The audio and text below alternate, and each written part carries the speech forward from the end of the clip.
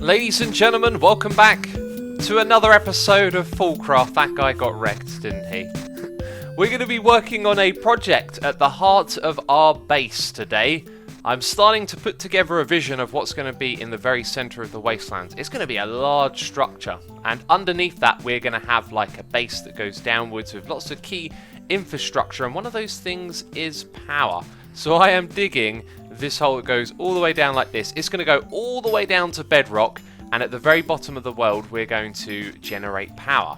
The way that we're going to do it is with the lava chickens, but also with a few other things as well. I realised that we're getting a lot of resources that can be used for power, and so rather than relying on one thing, I thought it would be really cool to actually have a whole bunch of different power generators down there. Anyway, we'll come back to digging that in a moment. You see, I did a little experiment. Over here, you will see that there are some other generators. I noticed these things. The undeath generator, they will accept rotted flesh and they will turn it into power. Now, I also correctly configured this power relay so that it accepts the maximum amount of power on each side, which is a mistake many of you corrected me on from one of the previous episodes. So this thing now actually runs at that speed around the clock using rotted flesh as its power source. And did I leave my farms running? Let's type in arrow. I'm not sure if that means I've left the farm running. Let's go check on it because I have gotten some goodies. Not from our mob farm though. Aha, it's not running. While I'm on the server, I'm going to leave it running. Straight away the mobs go down. Straight away they get wrecked. That thing is amazing. Anyway, heading back up to the top here, I found something that's really kind of cool. So if I type in sapling, because I've been gathering some woods, you will see that we have all the different types from Biomes of Plenty. And I was scratching my head. How have I managed to get so many different saplings there? And I think it finally occurred to me that this thing over here is probably the reason, because we're doing the crag biome, which is a Biomes of Plenty biome. So I think that means it generates saplings in here. And now we have loads of those different sapling types. That gives us access to all sorts of different wood, which is really cool. And you can see I've had the Biomes of Plenty over here, investigating different wood textures. We just opened ourselves up to a lot of building blocks, which is really, really awesome.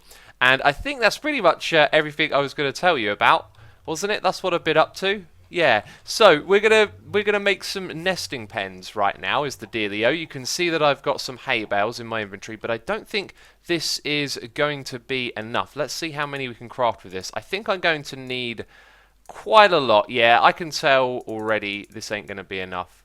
Just did some quick calculation in my head. I think we need around 100 of these, and we've only got 23. So one of the things we need to start off by doing is finding a quick and easy way to farm a lot of wheat.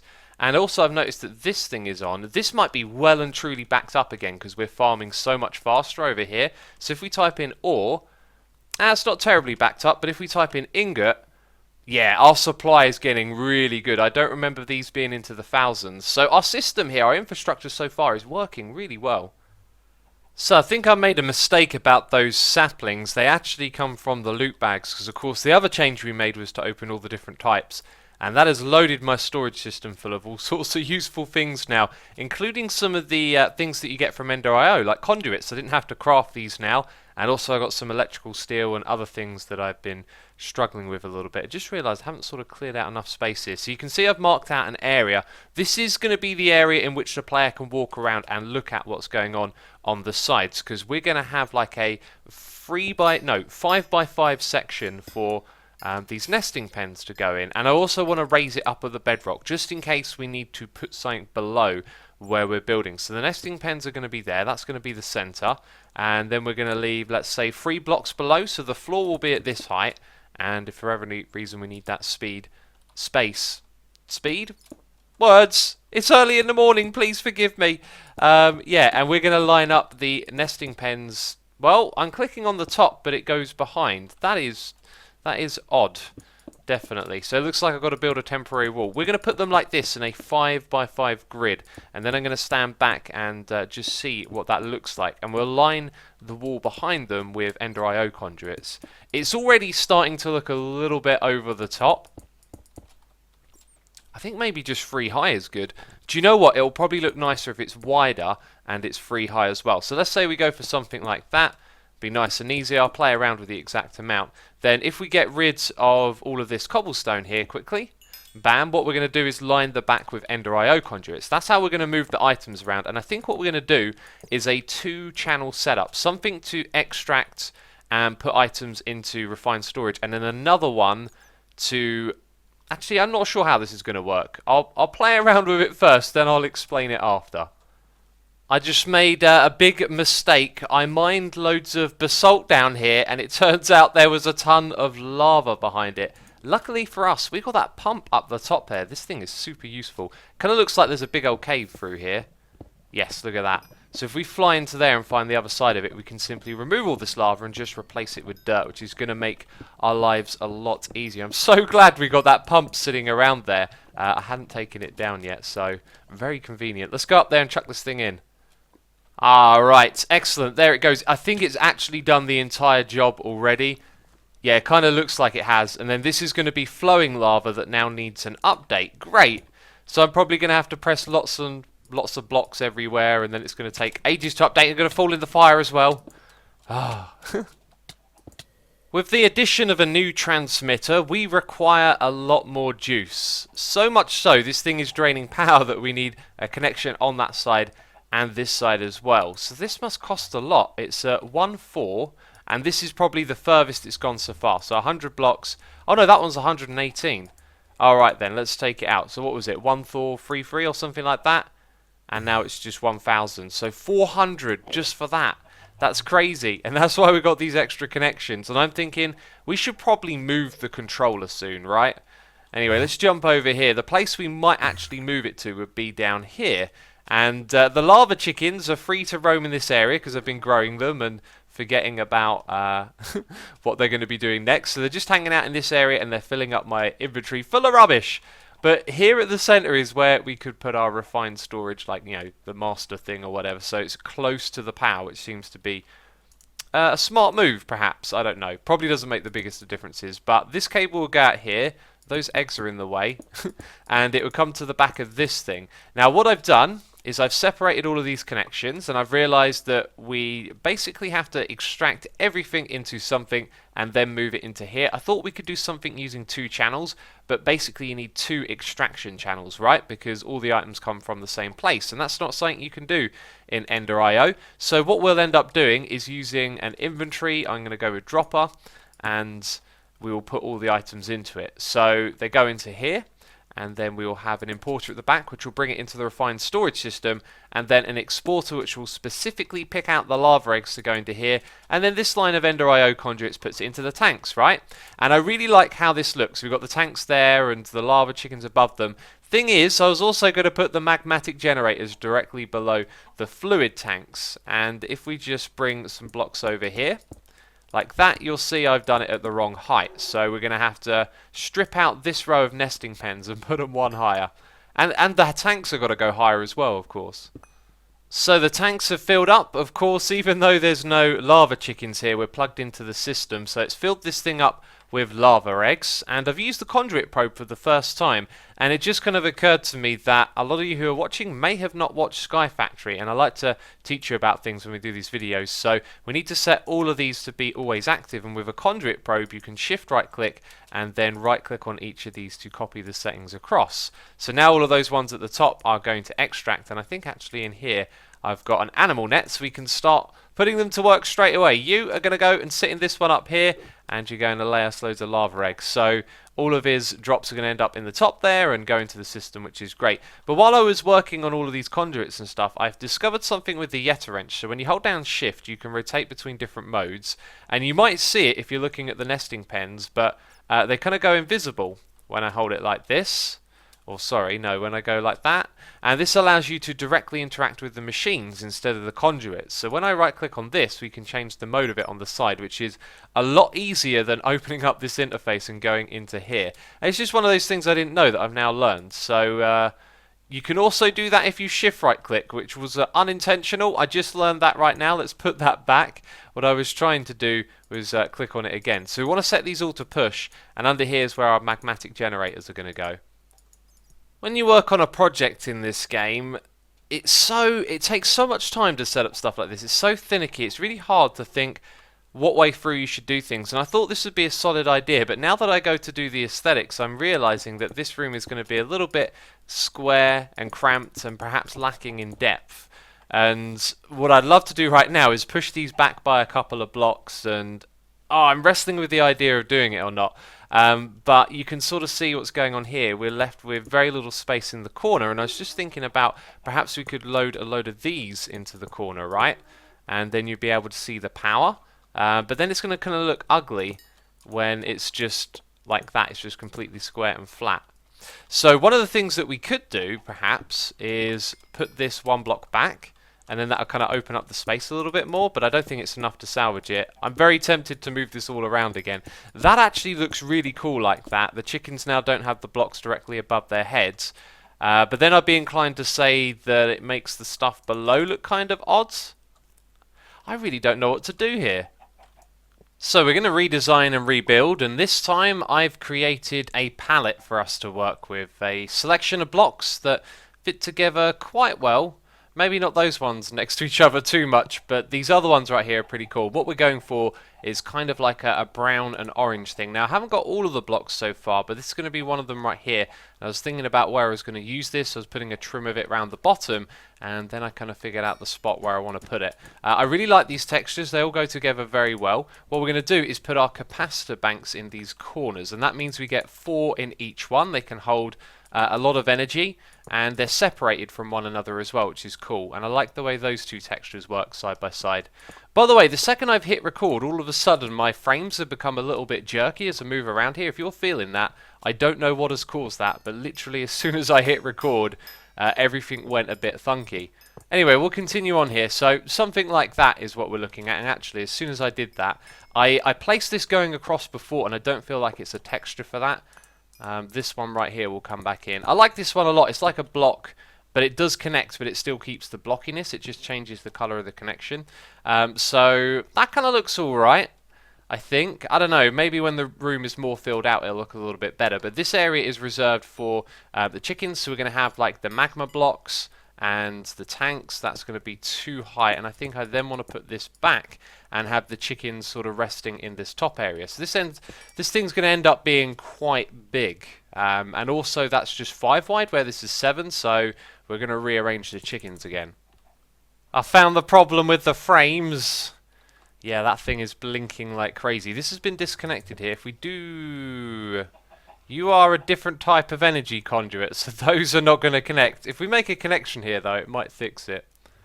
Okay, the power's back up, but we're sucking in the lava from this thing, so it ain't going to be on forever. It's made me realise, though, the way that I'm laying this thing out at the moment, I've probably not got enough chickens for the amount of generators. This is a little bit more than 1 for 1 at the moment, and with 4 upgrades we can't supply enough eggs to keep these running.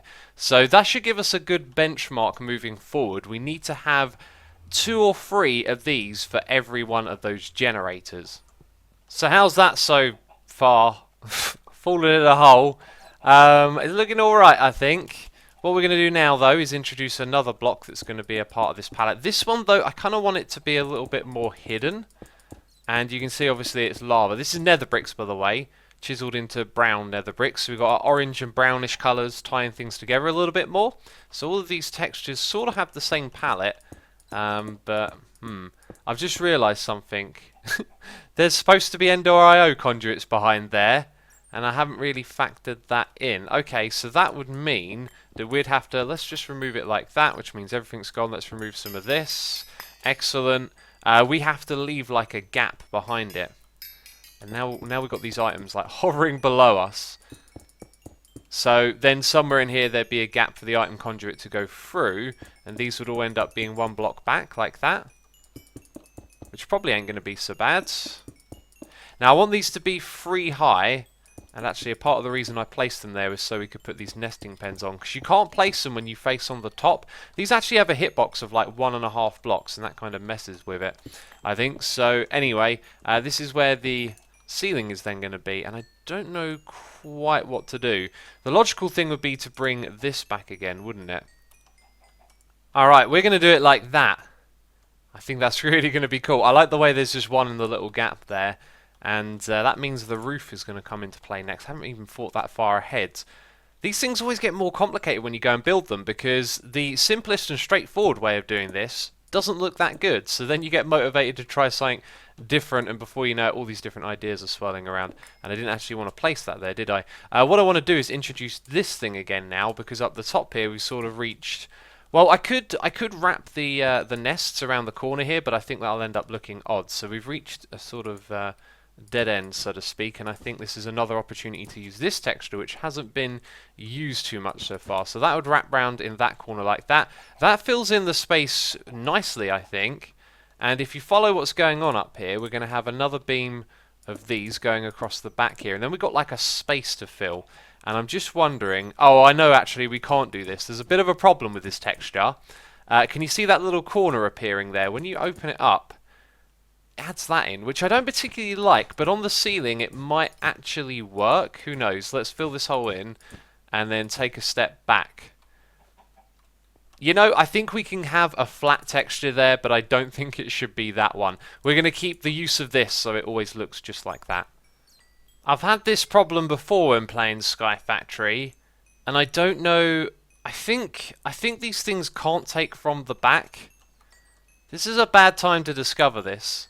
Look, they're all full of items. They haven't had any of the items taken out of there at any point, which is why I've been thinking this is kind of odd. We're like building a new power setup, and yet the old ones stop working when we're providing it with even more power. Thing is, we're not. We just sucked away all of the extra lava eggs and put them into here. Oh, and that means none of this over here is going to work as well. So this entire design... Oh, it was starting to look so good, man. I've spent hours on this. Hours and hours, I tell you. So the whole thing's coming together, but these Ender IO conduits are really worrying me now, because I might have to redesign all of that up the top. Over on this side, though, I noticed that these things didn't really fit in too well, and I think it's because they're in the corner, and you can sort of see them from up top a lot as well.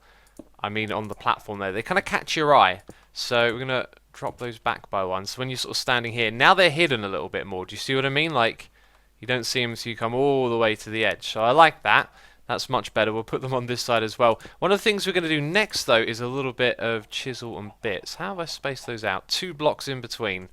So the next one goes there. And that's because we've got a staircase that leads down into this, but I didn't do anything with it. And I think I got my chisel bag in here. And there's my chisel. Excellent.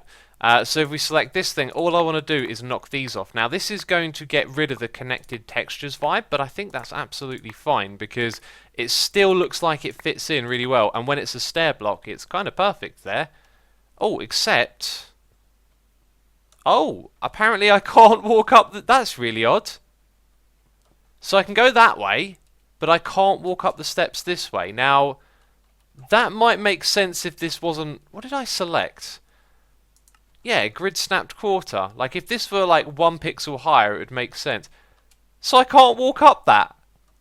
Well, that's a really weird bug. Notice how I can go between those 2 bits. Like, if I'm on this step and I can go up to that step, but then I can't go up to the next one.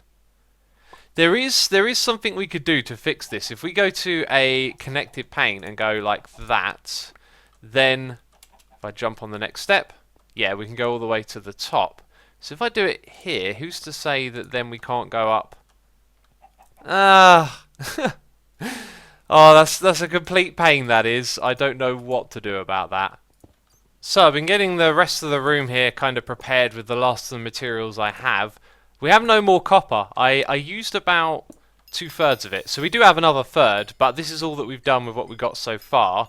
I didn't really think we'd use a lot of this one, but when it came to actually building with it, it ended up being kind of like a key one. What I want to do, though, is I want to have this set up on that side and that side as well. And then in this direction, I want to have a walkway going through to somewhere else. I think if we keep doing like these isolated builds, they're all going to end up being very symmetrical and not terribly interesting. Not a lot of reason to walk around the base. And I think we do actually want to kind of keep that walk around the base feel going on. So in that direction, we're going to have a walkway that will lead to somewhere else. And whenever I record, I always got this janky jingling noise, and it's from where I mine blocks and then my magnet tries and keeps them with me. But we're going to be done with this for now. I'm waiting to hear back from the mods and Iskout about what's going on with these Ender IO conduits. I also went out to False's base because she's got the exact same setup working here and she doesn't seem to run into any problems. But another thing that she also did is she put conduit facades on these so they could be this texture, which is something we will do. So when you look through there, you wouldn't even see a hint of an Ender IO conduit. You'd see these blocks directly behind them. Looks like Doc is in my base, nodding up and down. Let's nod back. I heard him come over here with his warp stone, and he's looking really like shifty, like he's up to something. Okay, he's flying off. And now he's coming back. Now he's going in that direction. See you later, Doc. So we're going to use our warp stone and head over to the communal area, the City of Maybe, as I want to check out what is going on over here. Oh, the rain is always so disgusting. So actually not a lot has happened since we were last here. I noticed B-Dubs started building the front of his building over here, which by the way looks gorgeous. I really like this. I don't think he's too keen on it. And I was hoping it would be a little bit further along so we could get some inspiration for our build over here. And I think next episode we'll take a break from the base and work on something different. If you didn't catch the drift of it, the idea was to get like our lava situation sorted out and get our power situation sorted out, and I kind of just run into a big problem in the middle of that, which is frustrating. It really is. So we'll do something different next time, but that means it's going to be it from me this video. Man, the rain is so depressing on here, and it makes the video quality awful, I know. Oh, feels awful over here. I want to go back to the desert where it never rains. Let's do exactly that. Bam. There we go, no rain. So that's going to be it from me this episode of FoolCraft. Do hope you have enjoyed it. If you have, leave a like as always. Thank you for the support, and I'll see you in the next one. Ciao for now. Bye bye.